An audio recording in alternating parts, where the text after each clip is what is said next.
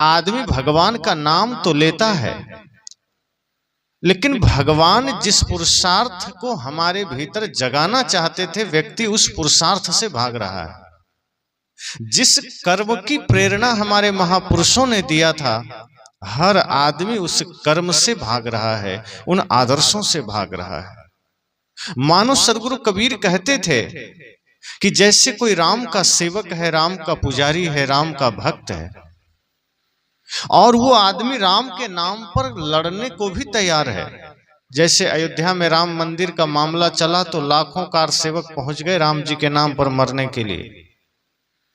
सदगुरु कबीर मानो ऐसे लोगों से सवाल करते हैं कि राम जी के नाम पर तुम मरने तो चला गया और तुम कहते हो कि हम राम के बड़े भक्त हैं, पर क्या जो जीवन राम जी का था वो तुम्हारा है? राम जी ने अपने भाई भरत के लिए अयोध्या पूरा त्याग दिए थे, तुम तो अपने भाई के लिए 1 इंच जमीन भी नहीं त्यागते। अगर तुम्हारा बड़ा भाई 1 इंच जमीन भी तुम्हारा एक्स्ट्रा ले ले तो तुम कोर्ट पहुंच जाते हो, न्यायालय पहुंच जाते हो, और तुम कहते हो हम राम का भक्त हैं। राम जी तो अपनी सौतेली माता का वचन निभाने के लिए जंगल चले गए हंसते हंसते, तुम तो अपनी ही माँ को 1 गिलास पानी देने से भी कतराते हो। साहब ने मानो राम भक्तों से यह सवाल किया कि तुम किस तरह से राम भक्त हो? राम भक्त होने का मतलब क्या है? किसी के पुजारी होने का मतलब क्या है? वो बिल्कुल सत्य का दर्शन कराते थे, वो किसी को अंधेरे में नहीं रखते थे। वैसे तो हमारे बहुत से शास्त्रों में ऐसी ऐसी बातें आई है जिन बातों से पूरा समाज में विघटन होना तय था और हुआ भी। कहीं लिखा था नारी मंदिर नहीं जा सकती है। ये जो माताएं बैठी है ये किसी भी जाति किसी भी धर्म संप्रदाय की हो, शास्त्रों में ऐसा लिखा था कि मंदिर घुस ही नहीं सकती है। और इतना ही नहीं, ये भी लिखा था कि ये वेद नहीं पढ़ सकती हैं, इनको शिक्षा का भी अधिकार नहीं था, स्कूल नहीं जा सकती हैं, वेद नहीं पढ़ सकते हैं, शास्त्र नहीं पढ़ सकते हैं, मंदिर नहीं जा सकती हैं, मंच पर बैठकर कथा नहीं कर सकते हैं। सदगुरु कबीर ने कहा भाई ये क्या, क्यों इतना भेद? को पुरुषा को नारी। साहब ने कहा कौन पुरुष कौन नारी? शरीर भाव से सब स्त्री पुरुष है, आत्मा तो सबके अंदर बराबर है, आत्मा में तो कोई भेद नहीं है। फिर कौन स्त्री कौन पुरुष? और उसमें भी जब सृष्टि का आधार नारी हो फिर उसको ही बाहर कर देना, ये कहाँ की समझदारी? जिस सृष्टि में सर्वोपरि माँ का दर्जा दिया गया हो, नारी का दर्जा दिया गया हो, उसका त्याग करना, उसको समाज से वंचित करना, ये सदगुरु कबीर को गले नहीं उतरा। ऐसे बहुत सी समस्याएं रही जो साहेब ने देखा, सदगुरु कबीर ने देखा और उनको बड़ी पीड़ा हुई और वो चुप नहीं रहे। उन्होंने कहा कि नारी को अगर मंदिर नहीं जाने का अधिकार है, नारी को शिक्षा का अधिकार नहीं है, तो जो माताएं शिक्षित नहीं होंगी, जो माताएं ज्ञानी नहीं होंगी, फिर उनके गर्भ से जो संतान जन्म लेगी फिर वो ज्ञानी कैसे होगा? फिर वो भी तो अज्ञानी होगा। तो माँ के ही गर्भ से जन्म लेने वाला आदमी आगे चल के शास्त्र में लिख दिया कि नारी पढ़ नहीं सकती है। उसी नारी से जन्म लेने वाला आदमी, सोचिए सदगुरु कबीर को गले उतरेगा? साहब तो कहते हैं कि तुम जिस वेद का हवाला देते हो उसी वेद में नारी को प्रथम देवी कहा गया है। जब 3 देव की बात आई वेद में कि 3 श्रेष्ठ देवता कौन हैं, तो जानते हैं पहला नाम माताओं का आया कि मातृदेवो भव, ये वेद का वचन है। और जब दूसरा देव का चर्चा आया तो उसमें पितृदेवो भव, पिता को दूसरा देव माना गया, और तीसरा में गुरु का स्थान आया। तो जिस वेद ने भी माँ को ही पहला दर्जा दिया है, नारी को ही पहला दर्जा दिया है, उसी वेद को नारी पढ़ नहीं सकती। सोचिए कितना बड़ा भ्रमजाल फैलाया गया था।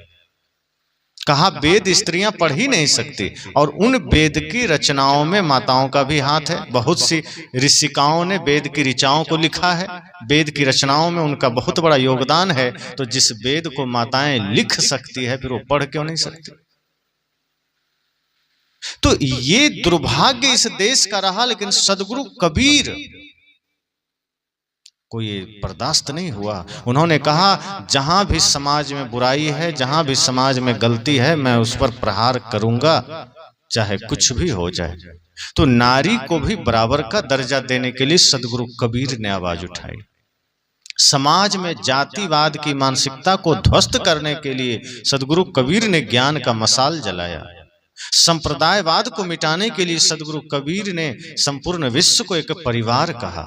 और हालांकि संपूर्ण विश्व को परिवार का भाव हमारे ऋषियों ने ही दिया था कि वसुधैव कुटुंबकम। हमारे ऋषि मुनि जो वैदिक काल के थे वे लोग भी यही मानते थे कि पूरा धरती हमारा परिवार है, पूरा संसार हमारा परिवार। सदगुरु कबीर उसी भाव को संपूर्ण रूप से जागृत करते हैं, कहीं डरते नहीं हैं। किसी में जहां भी गलती उन्होंने देखा उस गलती को कहने में सदगुरु कबीर को डर नहीं लगता था, और लोग तो डरते भी थे। आज भी लोगों को भय होता है सच्ची बात कहने में, क्योंकि सच सब कह सके ये बहुत साहस की बात है। और सदगुरु कबीर जिस वक्त इस धरा पर आए थे उसमें मुगलों का शासन था इस देश पर, मुसलमानों का शासन था, और काशी तो पंडितों की नगरी थी। तो एक और पंडितों की नगरी और दूसरी ओर मुसलमानों का शासन, और उस बीच में खड़े होकर साहब ने मुसलमानों को भी ललकारा, पंडितों को भी ललकारा। जिसमें गलतियां देखी साहब ने उसे फटकारा कि तुम गलती कर रहे हो। तो सदगुरु कबीर को इसलिए संतों में शिरोमणि कहा गया, सम्राट कहा गया, क्योंकि सदगुरु कबीर के पास हमारे जीवन के तमाम समस्याओं का समाधान है। सदगुरु कबीर के पास हमारे मन के रोगों का समाधान है। वे कहते हैं कि जीवन में अगर सुख से आप जीना चाहते हैं तो मनसा वाचा कर्मणा शुद्ध हो जाइए। 3 सूत्र को धारण कर लीजिए, मन से, वचन से और कर्म से। इन 3 को आपने शुद्ध कर लिया, आप जीवन में कभी दुखी नहीं हो सकते। साहब कहते हैं आप घर को साफ रखते हैं, आप मंदिर को साफ रखते हैं, आप कपड़े को साफ रखते हैं, आप अपना बाहर के सब कुछ साफ रखते हैं। साहब कहते हैं बस एक बार अपने मन को, अपने कर्म को, अपने वचन को भी थोड़ा साफ कर लेना। आप किसी से बोलिए, मीठा बोलिए, झगड़ा होगा ही नहीं। आप अपना कर्म करिए, शुद्ध मन से करिए, आपसे पाप होगा ही नहीं। और मन में कभी गलत ख्याल मत लाइए, तो आप बुरे कृत्यों से और नरक में जाने से बचते रहेंगे, और मन सदैव शुद्ध सोचता रहेगा। तो मन से बुरा सोचना छोड़ दीजिए। साहेब ने 3 बातों पर ज्यादा जोर दिया, मन पर, वचन पर, कर्म पर। इन तीनों बहुत संवेदनशील है, क्योंकि मन से कई बार आदमी किसी की हत्या नहीं करता, लेकिन मन से उसको कई बार मार चुका होता है। जैसे आपका किसी से झगड़ा हो जाए तो हो सकता है आप लाठी ना चलाएं, लेकिन मन से आप उस पर 100 लाठी चला चुके होते हैं। और सदगुरु कबीर की नजर में आपका हाथ ना उठाना कोई बात नहीं, अगर मन से आपने हाथ उठा दिया है तो वो भी पाप के समान है।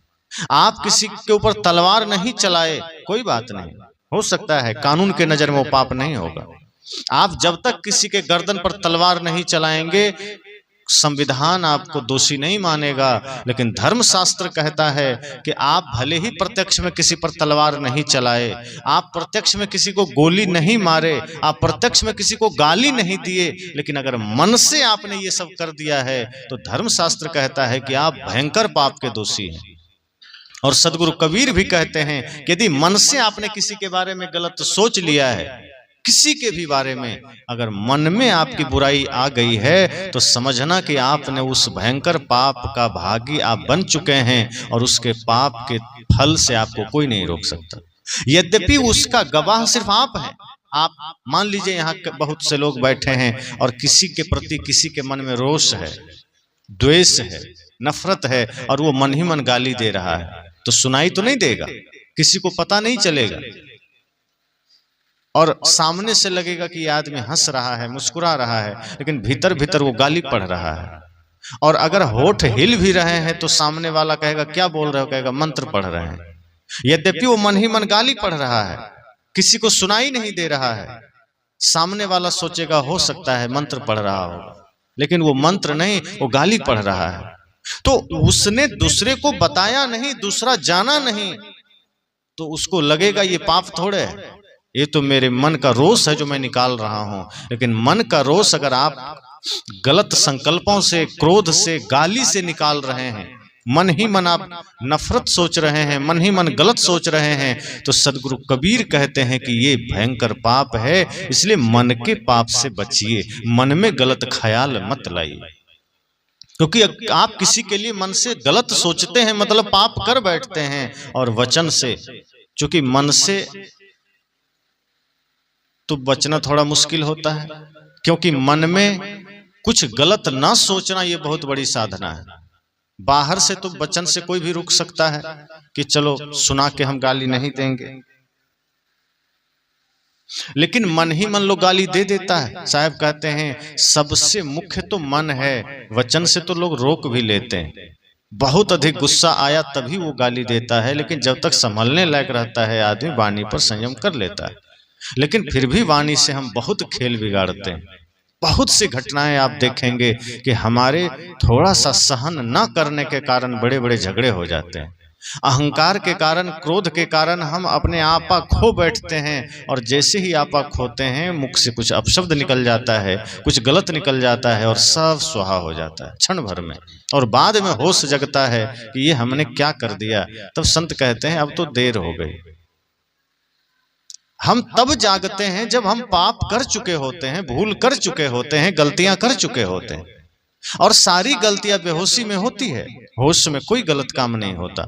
साहब कहते हैं इसलिए वचन पर भी नियंत्रण रखिए, और कर्म, जो भी कर्म आपके द्वारा हो रहा है, जो भी कर्म आप कर रहे हैं, उन कर्मों में पवित्रता लाइए। जैसे आप झाड़ू लगाते हैं तो लोग घर में झाड़ू लगाते हैं, आंगन में झाड़ू लगाते हैं। साहब कहते हैं कि आप घर में भी झाड़ू लगाइए तो इतनी पवित्र भावना से लगाइए कि जैसे वो घर आपका मंदिर हो, मंदिर का प्रांगण हो। जिस दिन आप घर को मंदिर समझ के झाड़ू लगाना शुरू कर देंगे, आप पाएंगे कि आपका घर ही मंदिर बन गया। फिर घर में रहने वाले माता पिता ही परमात्मा बन गए। और सदगुरु कबीर कहते हैं कि जिसने अपने माता पिता और अपने परिवार में परमात्मा देखना जान लिया, समझ लेना वो पुजारी बन गया, भक्त बन गया। जो पत्थर की मूर्ति में भगवान को देख लेता है और अपने माता पिता में नहीं देखता, तो साहब कहते हैं वो आदमी अंधा है। जिसको पत्थर में दिख जाए और जिंदा आदमी में न दिखे तो वो फिर आदमी कहां से रहा, वो अंधा है, वो आंख वाला नहीं हो सकता। जैसे अभी लाइट जल रही है तो यहां अभी हम सबको दिख रहा है कौन कहां बैठा है, सबको दिख रहा है। और अभी लाइट बंद कर दिया जाए और तब कोई कहे कि अब मुझे दिख रहा है, लाइट जल रही थी तब नहीं दिख रहा था, तो आप क्या कहेंगे? इसका मतलब वो उल्लू होगा, वो आदमी तो नहीं होगा। क्योंकि उल्लू को लाइट बंद होने पर दिखेगा, लाइट में नहीं दिखेगा। साहब कहते हैं कि जो आदमी अपने माता पिता, अपने पड़ोसियों में भगवान को ना देख सका जहां वास्तव में भगवान है, और जो पत्थर में देख लिया, इसका मतलब वो अंधा है। क्योंकि जहां है, जहां दिखना चाहिए, वहां वो देख नहीं पाया। जिस माता पिता के साथ श्रद्धा का बर्ताव करना था, जिनके साथ प्रेम भाव से उनकी सेवा करनी थी, उनको तो दुत्कार दिया, उनको तो वृद्धाश्रम भेज दिया, उनको तो घर से बाहर निकाल दिया। और जहां कुछ ना भी करते तो बात बन जाती, वहां जाके नाक रगड़ रहा है। साहब तब प्रहार करते हैं और कहते हैं नहीं, तुम अपने कर्म को पूजा बनाओ। मंदिर जाकर के अगरबत्तियां तो कोई घुमा लेता है, रावण भी खूब पूजा करता था, लेकिन कर्म जिसका गड़बड़ है उसकी पूजा फिर किसी काम की नहीं होती। साहब ने कहा अपने कर्म को पूजा बनाइए। आप घर में झाड़ू लगाइए, इस भाव से लगाइए कि हम मंदिर में झाड़ू लगा रहे हैं। आप भोजन बनाते हैं ना, तो भोजन इस भाव से बनाइए कि हम भगवान के लिए ही भोजन बना रहे हैं, इतनी शुद्धता से बनाइए। आपका भोजन सबसे महत्वपूर्ण होना चाहिए, क्योंकि हमारे ऋषियों ने भोजन को ब्रह्म कहा है, अन्नम ब्रह्म। ये बहुत बड़ी बात है। आज हम भोजन देखते हैं, खास करके बिहार में इन बातों पर कम ध्यान दिया जाता है।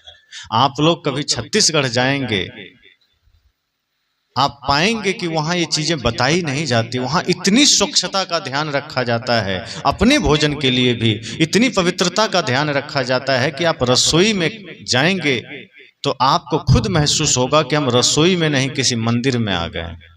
पर यहाँ उन चीजों का ध्यान कम रखा जाता है। संत जन कहते हैं अपने कर्म को आप पूजा बनाइए, और भोजन चूंकि पहला ऐसा आधार है जिससे हम जिंदा रहते हैं, जो हमें जीवन ऊर्जा देता है।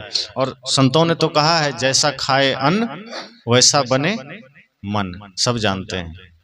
लेकिन क्या कभी आपने सोचा है कि हमारा अन्न कैसा होना चाहिए? हम जानते हैं अन्न से हमारा मन खराब होगा, फिर भी हम खराब अन्न खाए जा रहे हैं। खराब अन्न का मतलब ये नहीं कि सड़ा हुआ चावल कोई खाता है। खराब अन्न का मतलब है वो भोजन जो गलत तरीके से बना है।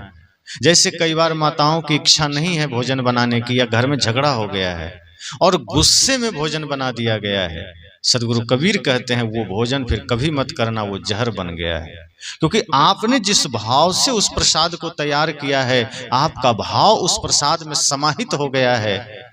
आप उदाहरण याद कीजिए, भगवान कृष्ण ने दुर्योधन का अन्न का त्याग क्यों किया था? 56 प्रकार का व्यंजन बनाया था दुर्योधन ने कृष्ण को खिलाने के लिए। कृष्ण जी ने क्यों उसको मना कर दिया था? भोजन में क्या खराबी थी? खराबी तो उसके सोच में थी ना।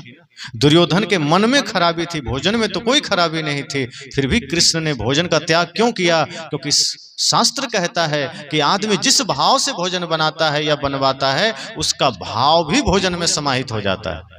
तो कृष्ण ने यह कहा था कि दुर्योधन, तुम्हारा भोजन भले ही 56 प्रकार का है, लेकिन उस भोजन में तुम्हारा अहंकार भी समाहित है, तुम्हारा विकार भी समाहित है। इसलिए अब तुम्हारे भोजन में अमृत की सुगंध नहीं बल्कि जहर की दुर्गंध आ रही है, तुम्हारे अहंकार की बू आ रही है। इसलिए मैं तुम्हारे भोजन का त्याग करता हूं। मैं तो विदुर का भोजन साग ही स्वीकार करूंगा, क्योंकि उसमें प्रेम की सुगंध आ रही है। तो विदुर जी ने क्या किया था? साग ही तो बनाया था, लेकिन उस साग को बनाते समय विदुर जी की पत्नी ने उस भाव से, उस प्रेम से, उस समर्पण से उससे बनाया था कि उनके प्रेम से, उनके समर्पण से, उनके भाव से वो साग ही अमृत से बढ़कर हो गया था। और श्री कृष्ण ने जब उसे ग्रहण किया तो कहा कि अमृत का स्वाद भी फीका है इसके सामने। तो जब आप भोजन बनाते हैं और आपका मन खिन्न है, क्रोध में है, ईर्ष्या में है, या आप उस समय बिल्कुल व्याकुलता में हैं, तो संत कहते हैं, सदगुरु कहते हैं, आप भोजन मत बनाइए, कुछ देर के लिए ठहर जाइए। क्योंकि आपके द्वारा वो बना हुआ भोजन वो जहर होने जा रहा है, और जो जो उस भोजन को ग्रहण करेगा वो प्रभावित होगा, उसका मन मस्तिष्क बदलेगा, उसका विचार बदलेगा, और हम जैसा अन्न खाते हैं धीरे धीरे हमारा सोचने का ढंग वैसा ही हो जाता है। एक उदाहरण और आपने सुना होगा कि जब भीष्म पितामह बाणों की सैया पर लेटे हुए थे अर्जुन के द्वारा बाण मारने के बाद, तो द्रौपदी मिलने गई थी और कुछ ताना मारने भी गई थी। क्योंकि द्रौपदी का जब चीरहरण हुआ था तो भीष्म पितामह भी बैठे थे, लेकिन वो रक्षा नहीं किए थे, सामर्थ्यशाली होते हुए भी। तो द्रौपदी उस दिन गई और भीष्म पितामह को प्रणाम की। भीष्म पितामह ने कहा, सौभाग्यवती भव। द्रौपदी गुस्सा गई, उसने कहा कि आपके मुख से ये आशीर्वाद शोभा नहीं देता।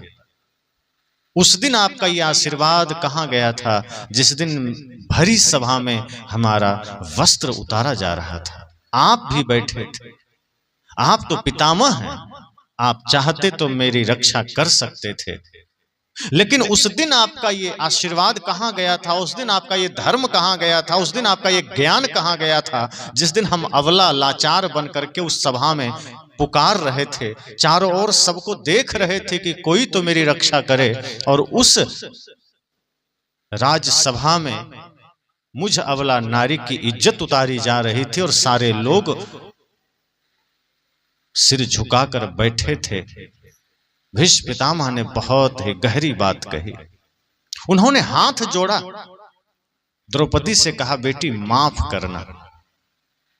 माफी ही मांग सकता हूं, लेकिन एक बात याद रखना कि जिस वक्त ये भूल हमसे हुई, जिस वक्त ये गलती हमने की, जरा याद करो वो माहौल क्या था, वो परिस्थितियां क्या थी।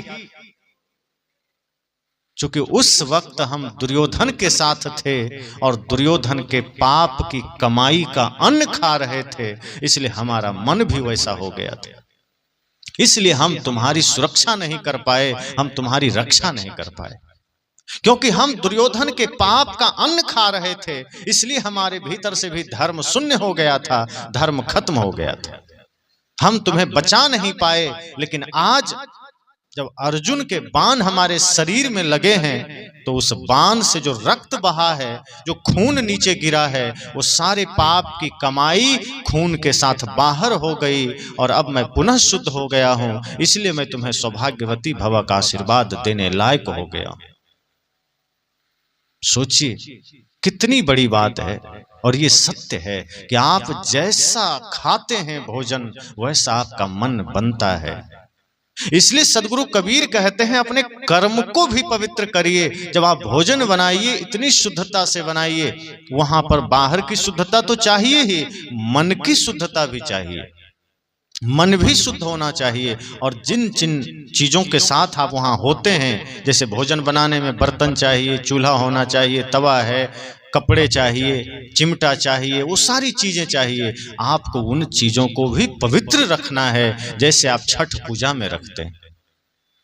ज्ञान की बातें बहुत सारी है, लेकिन ये जो बातें हैं समझना कि जैसे मंदिर में भगवान है, मंदिर में हमने किसी भी मूर्ति को स्थापित कर दिया और मंदिर के दरवाजे में पूरा शहर का कचरा लाके डाल दिया, तो वो मंदिर में कोई नहीं जाएगा। अगर हमने बहुत सारी ज्ञान की बातें की और हमने भोजन में, रसोई में शुद्धता का ध्यान न रखा, तो समझना सब बेकार है। इसलिए सदगुरु कबीर कहते हैं कर्म की शुद्धता का ध्यान रखना। आप जब भोजन बनाइए तो रसोई को मंदिर समझिए और भोजन करने वालों को परमात्मा समझिए और स्वयं को पुजारी या सेवक समझिए। उसके बाद आप भोजन बनाइए और शुद्धता का ध्यान रखिए, थोड़ी भी असावधानी मत करिए। इधर मैं देखता हूँ लोग भोजन जब बनाते हैं तो भोजन बनाने में जिन कपड़ों का प्रयोग करते हैं, वो किसी का अंडरवियर होता है, ब्लाउज होता है, गंजी होता है, बनियान होता है। ये कितनी दुर्भाग्य की बात है। आप उन कपड़ों को प्रयोग कर रहे हैं जो शरीर में प्रयोग हुआ है, वो कितना गंदा होता है। और भोजन बनाते समय आप उन चीजों का प्रयोग कर रहे हैं, ये बिल्कुल, अगर आप में से कोई करते हैं आज से उसको बंद कर दीजिएगा। बाजार से बढ़िया सूती मार्किन कपड़ा ले आइए या सूती का जो भी नया, और धो करके उसको 2-3 टुकड़ा करके रस्सी बांध दीजिए रसोई में कहीं और धो के सुखा दीजिए। उन्हीं कपड़ों से आप भोजन में थाल पकड़िए, हंडी पकड़िए, कढ़ाई पकड़िए, तवा पकड़िए, और जब भोजन बन जाए, भोजन सब कर लें, सारे बर्तन धुल जाएं, उन कपड़ों को भी पुनः पानी में बढ़िया से धो के पुनः सुखा दीजिए। ये शुद्धता का ध्यान रखिए। और माताएं, अंगूठी पहन के कभी भोजन मत बनाइए, क्योंकि अंगूठी पहनकर भोजन बनाना कभी भोजन शुद्ध हो ही नहीं सकता।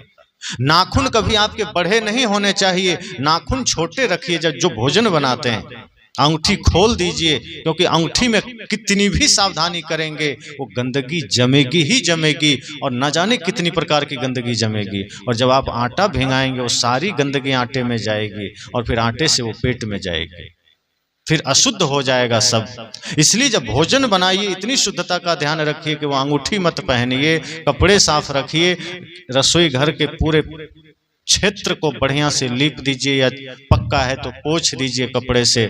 और कोशिश कीजिए कि जब आप भोजन बनाइए तो कपड़े को मत छूइए, बाल को मत छूइए, कुछ ऐसी चीजों को मत छूइए, और अगर कभी छूना पड़े तो पानी रखिए, तुरंत हाथ धो लीजिए।